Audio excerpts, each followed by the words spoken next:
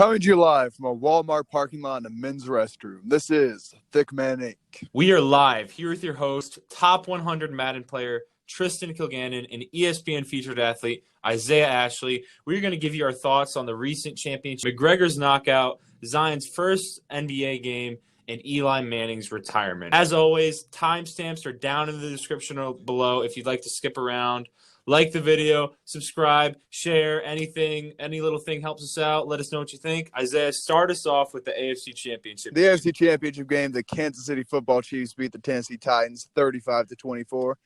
And despite the score may indicate, this game was not as close as it appears. The Titans scored late to shrink the lead a little bit, making it look like they didn't get totally blasted. But as the game progressed, it became clearer and clearer which team was being led by a Hall of Fame coach and which team was being led by Mike Vrabel. Not saying he's a bad coach, but his game plan didn't really adapt well, and the Chiefs just kept giving it to him. For the first 10 minutes or so of the game, the Titans looked like they were going to be able to do what they did against the Patriots and the Ravens and just roll over the Chiefs defense.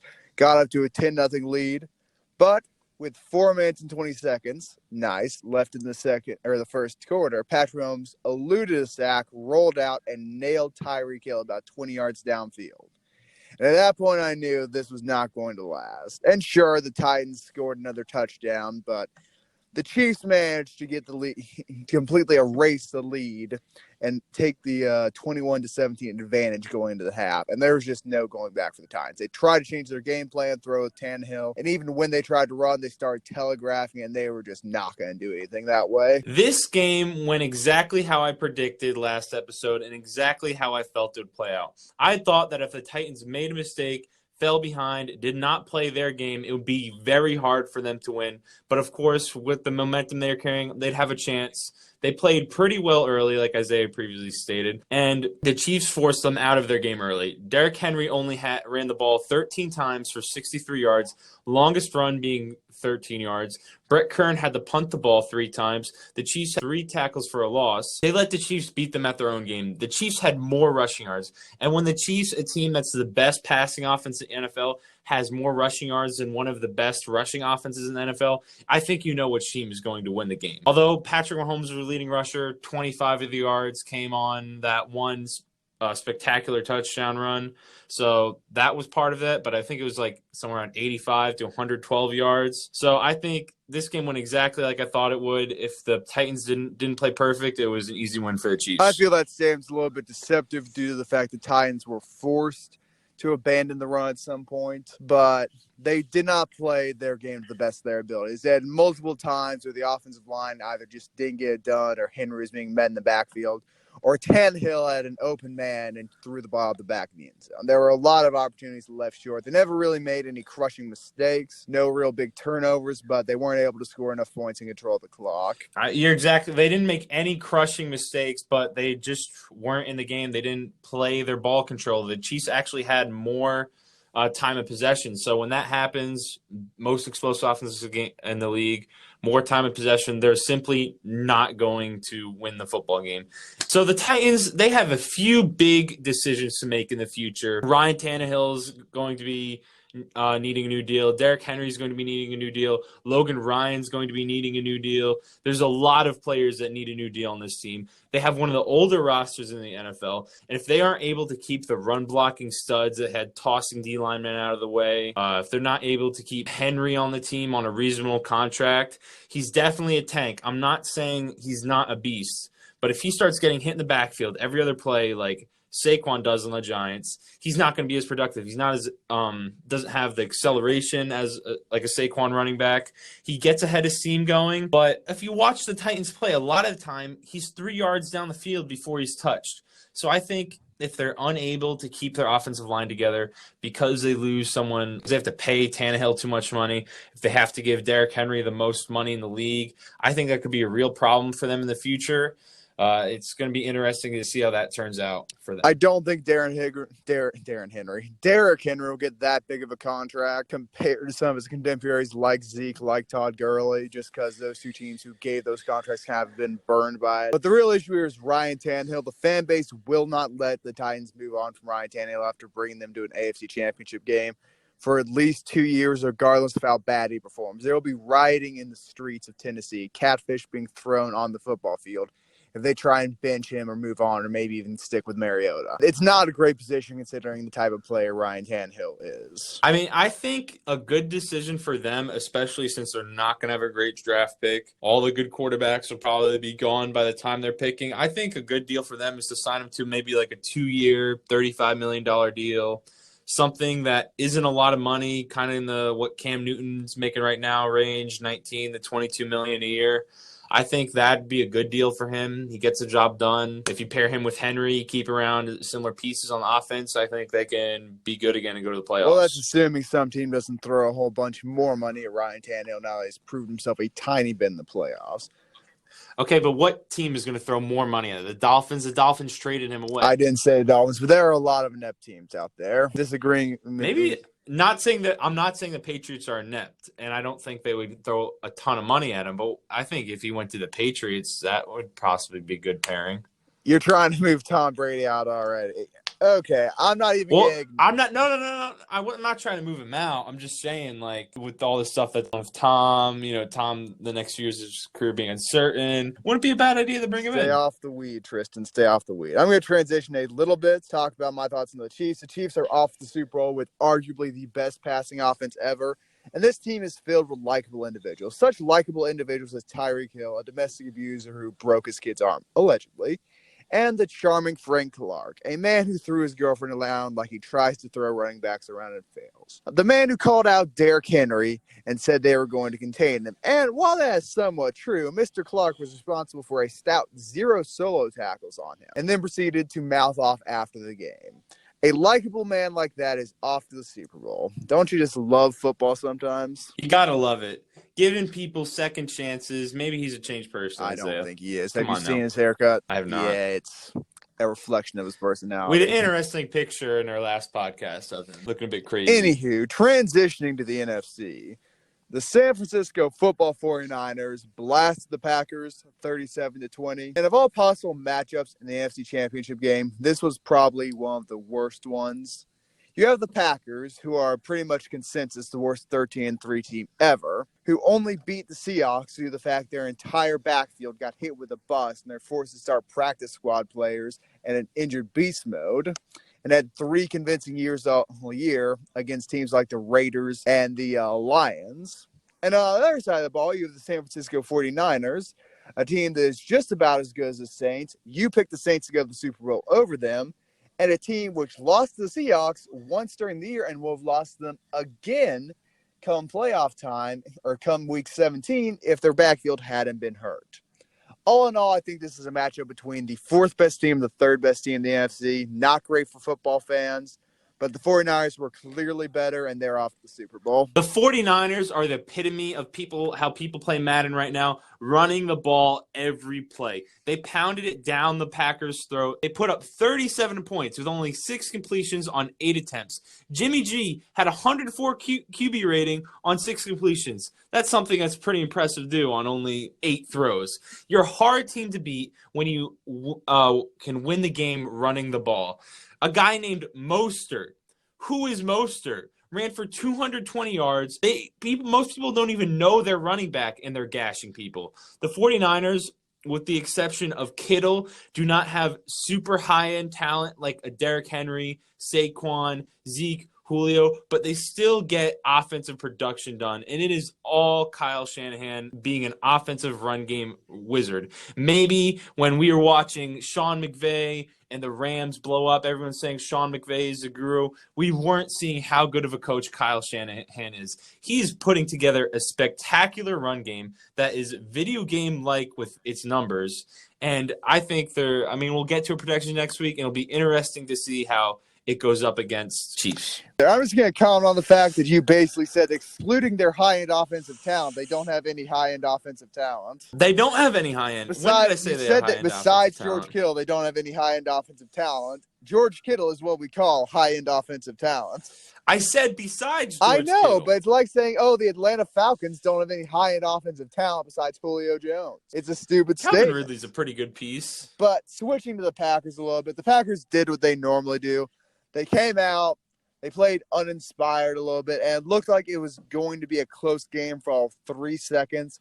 They started getting whooped, and they kept getting whooped. Their offense did the normal thing of not being hugely effective, but leaning on guys like Devontae Adams and Aaron Jones. And while they had good numbers on paper, they both just weren't impacts on the game.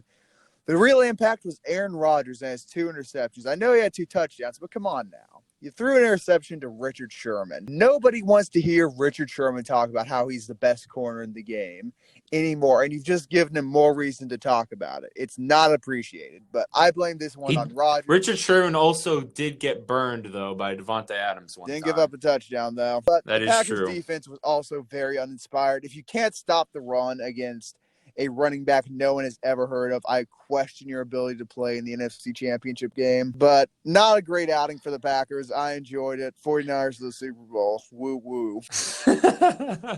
Apparently, Isaiah, are they still frauds? Again, I think they're about the 3rd best team in the NFC. I think the Saints are better than them. And I think the Seahawks, if their entire backfield didn't die, is better than them. I agree with you on the Seahawks, because I think the Seahawks are one of the teams that suffered most injury, and I think the Saints are just a team that doesn't show up in the playoffs at this point. They show up in the playoffs, just keep getting screwed by the officials and magic, which they bring upon themselves somewhat. But in closing of the NFC Championship game, I will comment that if Jimmy Garoppolo wins the Super Bowl, he will have more rings than a certain quarterback who retired recently. All right, buddy. Moving on. McGregor gave Cowboy Cerrone his massive shaft, gave him a beat down, laid down the law, however you want to describe it, and he was much more respectful this time around and went into the octagon, took care of business. He weighed a good 10 pounds less than Cerrone and still gave him the shoulders. He broke the dude's nose with his shoulders. Elite level fighter right there. Not many people can pull that off. And it's funny that people are doubting him coming into the fight. Multiple division champion. Not many people have done that before. How are you going to doubt him? All around, great performance by Conor McGregor. I am really glad I didn't pay $65 for this fight. Conor McGregor knocked out the human crash test dummy, otherwise known as Cowboy Cerrone, in 40 seconds. And it's almost cathartic to watch someone besides myself get CTE for a change. But McGregor beat this dude so badly, his grandmother had to come into the ring to console him. What does this mean for Conor and Cowboys' futures? I have no idea. Will this make me watch the UFC in the future? Probably not. All I know is this. Both these guys will get blasted at the same time by my favorite fighter, the human pectoral and former Vikings defensive tackle, Brock Lesnar. Neither of them are going to fight. I am well aware they're not going to fight a 285-pound animal. But I think this is great for the UFC if McGregor keeps winning. I mean, if he takes on Usman, if he takes on Masvidal for the BMF belt, that will be extremely entertaining. He's a much smaller man, has got a much smaller frame than those guys. So if he'd be able to win those, that'd be incredible. Be, I think, the only person to win 3 division championship belts. So put his name back in the conversation for greatest ever. I think if we see him take on Khabib again, time will only tell. It's exciting to see that he's back in the fight game. Fighting Khabib again would be a terrible idea and awful for his future and probably his brain. I disagree because he wasn't as he's reportedly drank a shit ton coming into that fight. He didn't give respect to Khabib's stand-up game, and the reason he really got rocked and started losing the fight is because he didn't give respect to his stand-up game and got punched in the face and was stunned for the rest of the fight. Khabib may be a fantastic stand-up comedian. I don't see what that has to do with fighting. But he's not a great whatever. But transitioning, ladies, gentlemen, and various degenerates who watch this show, allow me to introduce you to Zion Williamson. Despite playing only 18 minutes, Zion dropped 22 points and 7 boards, while being a perfect 4 for 4 from 3. No rookie in their debut has ever been that great from the three-point line. And while some people may have turned the game off at the half when Zion was struggling and playing very few minutes, I didn't. I stuck through. I persevered. And I watched Zion Williamson almost win that game before he ended up getting benched, which had to be done. He's on a minutes restriction. His coach allegedly even played him a little bit over in an attempt to win the game. But he is just such an entertaining player. Those three-pointers were electrifying. Smoothie King Center was on their feet, and I just cannot wait to see him develop throughout this season. While I love Zion, the performance is being way overhyped by you and the rest of the NBA media world and NBA fans. The threes he hit were more wide open than a woman giving birth. They were but there was a defender not 2 feet in front of him, 4 feet in front of him. I don't even know where the defender was when he was taking those 3 of his 4 threes. So if they're tighter on him, eliminate those shot attempts. There goes half his points right there. I think it's being way overhyped. The threes were not contested. One of them was slightly contested by Al Horford. Don't get me wrong. I love Zion. I think the people calling him chunky, fat, whatever you want to call it, are just dumb for those criticisms. But I don't think the game is anything to get super excited about, and his performance is overhyped. Okay, hold on. A rookie making his debut as the number 1 overall pick and scoring 22 and 7 is something to get excited about, regardless of how you think those points were earned.